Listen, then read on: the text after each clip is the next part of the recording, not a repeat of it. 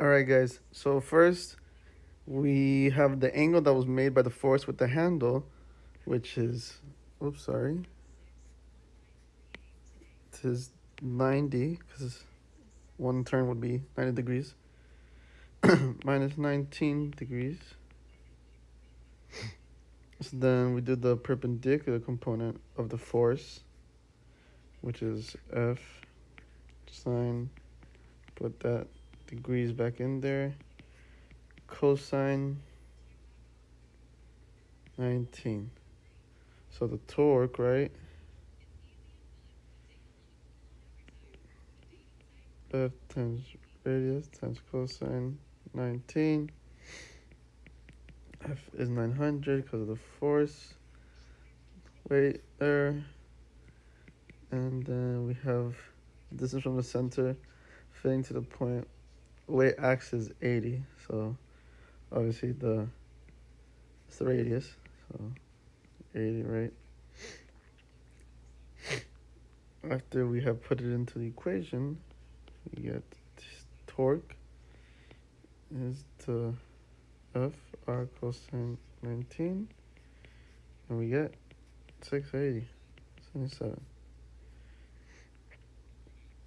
So to find the magnitude and direction, the torque of its weight about the center of the pipe fitting is a T max 695,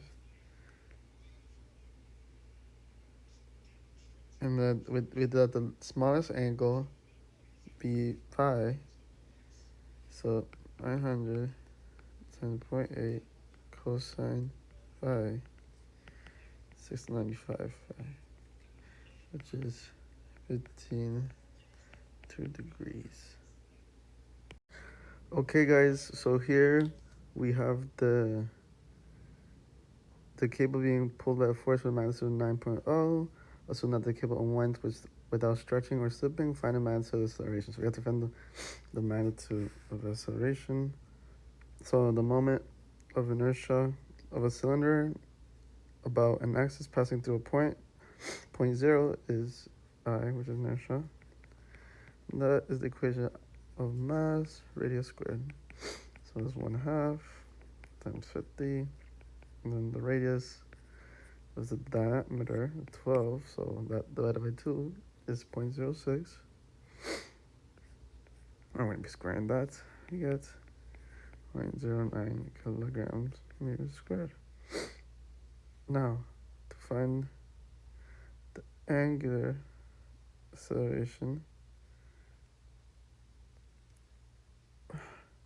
of a cylinder is the torque.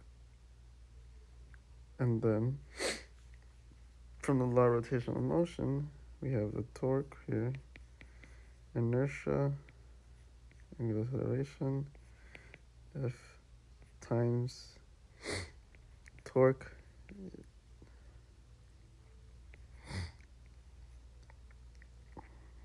times inertia times angular acceleration, force, torque of inertia, which is 9 times 0.06 or 0.09, because with the 9 is from the force that we had, you get 6 rad per second squared. And then we put them, that be the magnitude of force will be F times torque equals inertia, and angular acceleration F times 0.06, 0.09 times 5.7 over 0.06, and we get 855 newtons. 8.55 newtons. Okay, guys, so now we're finding what is the average power delivered by the motor. So we have obviously constant torque, 10 newtons, and on the grindstone on a shaft, the motion of inertia is 2 kilograms squared So the work initial is 0 radians because we obviously know that it starts at 0. Starts from rest. So we're looking for the work final here because we don't have it. But we know that the time was done was 8 seconds. Looking for the kinetic energy and average power, right? So we put 10 equals inertia, right? Then here, angular acceleration, right, is 5 rad per second squared. So the work final is work initial plus angular acceleration and the time, right? So that's 0 plus 5 times 8, 40 rad second, the work final. So in order to find the average power, we do this, right? 1/2 of inertia, work final squared, 1/2 times 2 x times, 40 and squared. We get 1600. So to find the power, we do work done over time, and we get 1600 over 8, and that is 200 W. Okay guys, so now we are looking for the angular momentum and kinetic energy on the assembly. And in order to do that, we must find the momentum of inertia of each sphere. So each sphere, let's do the I sphere, right? Equal to mass S over 2 squared, 2 times 2 squared, and that's 8 kilograms m squared, right? So the moment of inertia of the rad is I rad 1 over 12, right?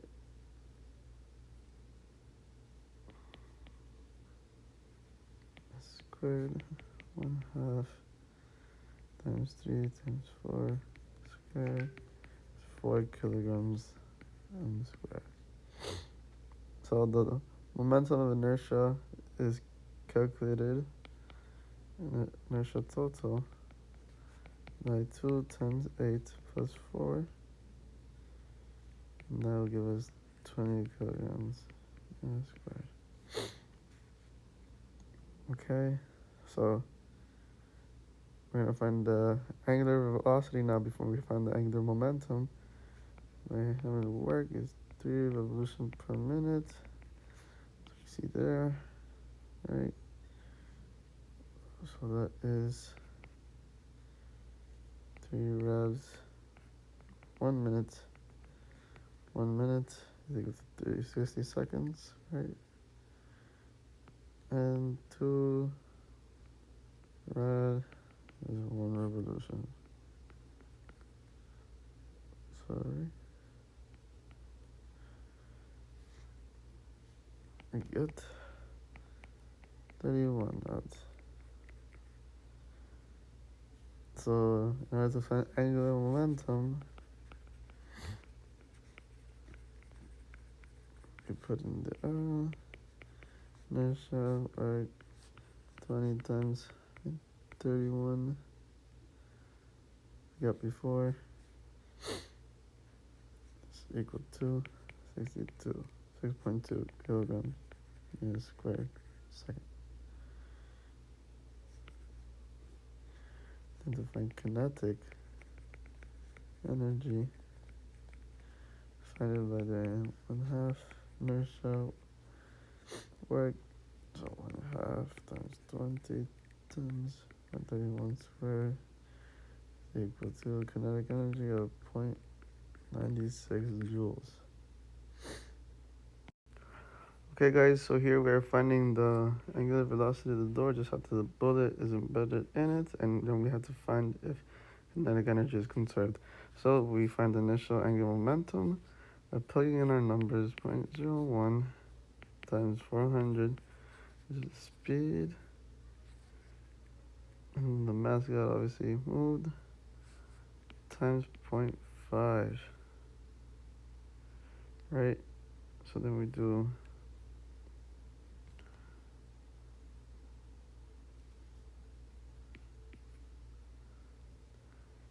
this, right? You get 2. So to find inertia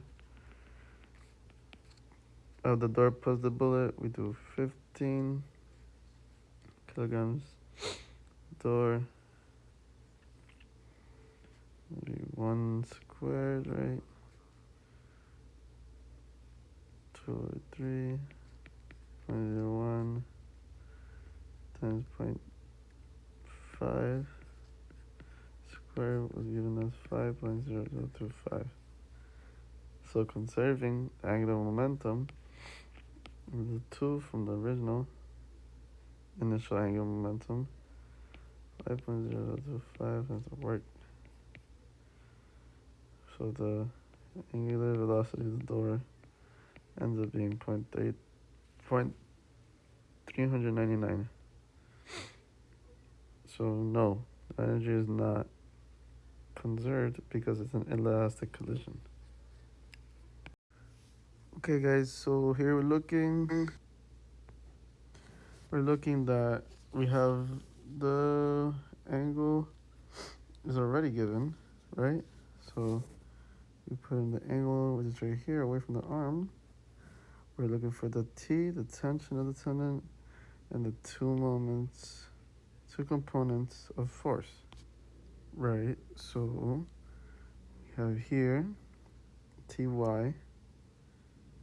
so there's gonna be T y sine of theta, Tx, which is gonna be the T cosine theta, right? So now I saw this, right? We're gonna put tau e length with dy equals 0, ty equals length width, or the d, right? D we have right here, the length, the width. To that, from the t, I'll w, d sine theta. Right, so we find the t by 50 or 50n. This is what's given above, over 0.10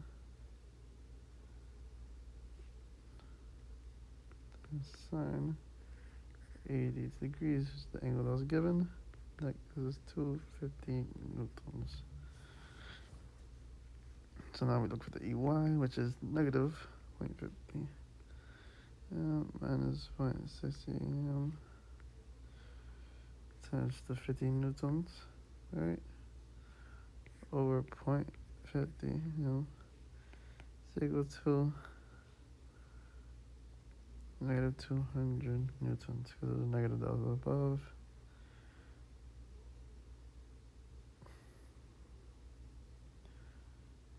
And then to find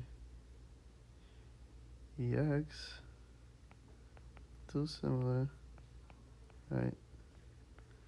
50 newtons, right? Multiply 50, but this one is 10, 80 degrees, and that gives us 44 newtons.